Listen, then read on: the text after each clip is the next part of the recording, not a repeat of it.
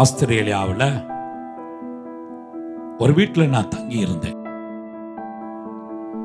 அந்த வீட்டிலே இருந்த அந்த குடும்பத்தில் இருந்த மகளை இன்னொரு பாஸ்டருடைய மகனுக்கு திருமணம் பண்ணி இருந்தாங்க.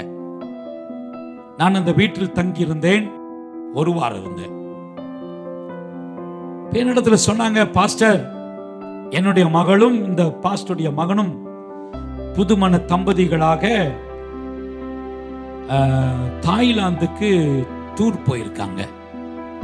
அவங்களுக்காக ஜெபம் பண்ணிக்கங்க. சரின்னு சொல்லி அவங்க எல்லாம் சேர்ந்தோம், கூடணும், ஜெபித்தோம். அந்த தங்கச்சிக்கு அந்த குறிப்பிட்ட இரவு சற்று உடம்பு சுகவீனமாயிருச்சு. ஆகவே அடுத்த நாள் காலையில அந்த கணவன் மனைவியும் புதுமண தம்பதிகள் ஒரு கப்பல் பிரயாணத்தில் போய் குரூஸ், ஒரு பிக்னிக் போறதுக்காக டிக்கெட் வாங்கி இருந்தாங்க. இந்த தங்கச்சிக்கு திடீர்னு அன்னைக்கு ராத்திரி உடம்பு சரியில்லாததுனால போன் பண்ணி 2 பேருடைய டிக்கெட்டை கேன்சல் பண்ணிட்டாங்க. நாங்க வர முடியாது, எங்களுக்கு we are not feeling well அப்படின்னு சொல்லி கேன்சல் பண்ணிட்டாங்க. மறுநாள் காலையில அந்த தங்கச்சி கொஞ்சம் சுகமாயிட்டா. சோ 2 பேரும் என்ன பண்ணாங்க, இல்ல எப்படியாவது அந்த குரூஸ், அந்த படகு பிரயாணத்துல போயிடலாம், பிக்னிக் போயிடலாம் அப்படின்னு சொல்லிட்டு 2 பேரும் வேகமா கிளம்பி அந்த போட் ஹவுஸ்க்கு போய், இந்த மாதிரி எங்களால முடியல, ஆனா நாங்க வரோம், தயவு செய்து எங்களை ஏத்திக்கிங்க. அவங்க சொன்னாங்க, இல்ல சாரி, நீங்க கேன்சல் பண்ணுன வேற 2 பேர்த்துக்கு நாங்க சீட்டு கொடுத்துட்டோம், சீட் இல்ல. இந்த அம்மாவுக்கு ஒரே கோபம், நேத்து தானே கேன்சல் பண்ண, அதுக்குள்ள ஏன் இல்லங்கிறீங்க? இல்லம்மா, வெயிட்டிங் லிஸ்ட்ல இருந்தாங்க, அவங்களுக்கு கொடுத்துட்டோம், வரல. ஒரே கோபம். போன் பண்ணி, எங்க ட்ரிப் எல்லாம் போச்சு, நாங்க வந்ததெல்லாம் வேஸ்ட், எங்க வாழ்க்கை இங்க வந்து சும்மா உட்கார்ந்துட்டு இருக்கிறோம். ஒரே கோபம் அந்த மகளுக்கு. சரின்னு திரும்பி ரூமுக்கு வந்துட்டாங்க.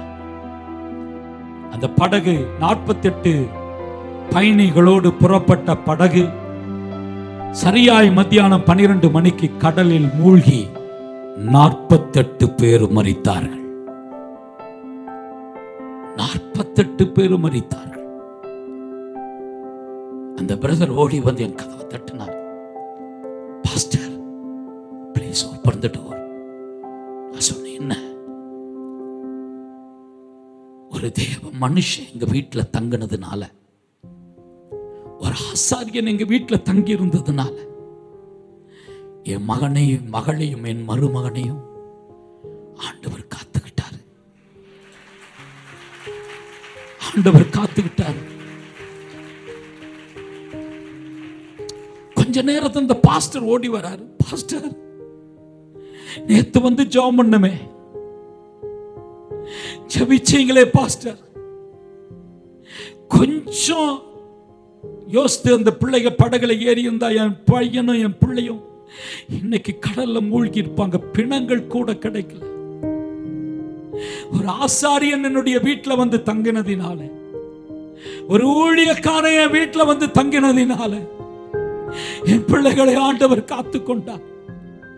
எங்க பிள்ளைகளுக்கு ஆண்டவர் ஜீவன் தந்தார். என் மகனும் என் மகளும் இன்றைக்கு உயிரோடு அங்க இருக்கிறாங்க. எங்க வீட்டுக்கு வந்ததுக்கு நன்றி பாஸ்டர். எங்க வீட்டுல தங்கினதுக்கு நன்றி பாஸ்டர். எங்க வீட்டுல வந்து நீங்க ஜெபம் பண்ணதுக்கு நன்றி. எங்களுடைய ஆயுசு காலங்களை தேவன் காத்துக்கொண்டார். நானும் அழுதேன்.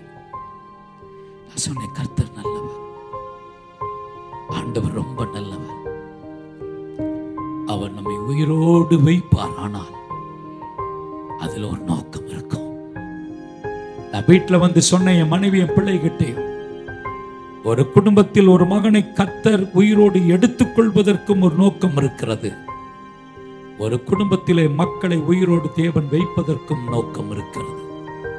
அப்படி என்றால் இத்தனை பேரை ஆண்டவர் உயிரோடு வைத்திருக்கிறாரே, இதற்கு ஒரு நோக்கம் இருக்கிறது.